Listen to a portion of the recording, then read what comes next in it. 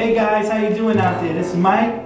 And Shoshana. We're the Bowens family, and we're coming to you from Make It Last Forever. Yes. The subject that we're coming from today is two wrongs don't make it right. And we just really want to talk about this because I've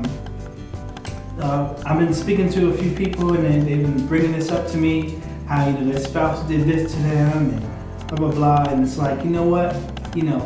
She cheated on me such and such amount of years ago, and I'm still hurt by it. So I just had to go out there and do me. I got to do my thing. And I'm like, just because she did that, don't mean it makes it right for you to go do it. If you said you forgave her, then you should forgive her and move on past that. I'm not saying it's easy. I'm not saying you don't have that hurt, you don't have that pain. But by you going out there and doing that, now you're going to add more pain to a relationship that you're going to have to both try to get over to move forward down the line. What do you have to say about that? Absolutely. It's so important for us to realize that just because one person may fall doesn't mean that both of you have to fall doing the same thing. We're supposed to help each other and build each other up, and though it's not something that you want to ever happen to you, but when it does happen to you, you just have to pray and ask God to just help you to find the strength to not only forgive that person, but find the strength to rebuild the trust and rebuild the marriage that you have. And, try to find out with that person why that person did what he or what she did, and prevent it from happening ever again, because it could be that person reached outside of the marriage due to the lack of something in the marriage, so they reach outside of the marriage to fulfill that need. And you just have to kind of, not saying that you're an advocate for your husband or your wife cheating on you, but you just have to try to find, well, what was the reason? Don't just get to the core. Yeah, get to the core of the thing. Don't just trip and talk about this and that and want to end the marriage. Try to find out, well, what happened? Where did we go wrong? Was it something that I did or didn't do? Was it something that person did or didn't do? And meet in the middle and see where you guys can find out what happened.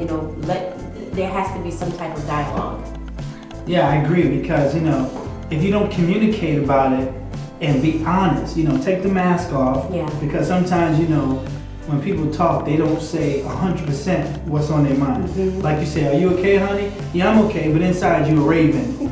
You're raging like a wolf. You're mad. You're like, oh. You're ready to go postal. You're ready to go postal. You're ready to bust a cat and something. Because you don't want to open up and say, "Listen, this is what's really bothering me.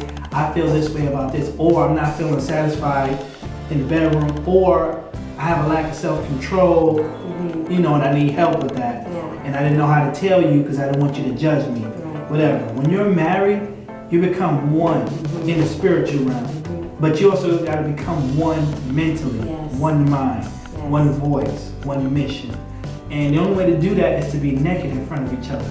Not only physically, but emotionally. Yes. And to tell each other how you really feel, so that you can heal and move past the hurt and the pain. Because there's nothing worse than a new year to come and you're still carrying old baggage. You're still tripping. And it's still tripping, still slipping.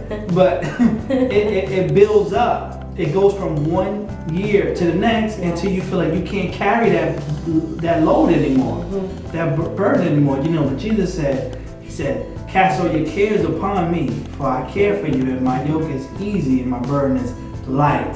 And so, if you and your spouse come together and cast your cares upon Him and forgive one another and be honest with each other from that point on, and you can move past those issues that you had in the past and have a better, brighter marriage. And it takes time. It takes work. Marriage is work. You have to every single day work at it to be better and to be greater and to be excellent. So it's gonna take time, but as long as every single day you're inching away, you're what's the word I'm looking for? You're sort of breaking free of the mindset that you have to be that way, or you have to be that way because my mom or my dad was that way. You bring that into the marriage, it's not going to solve anything.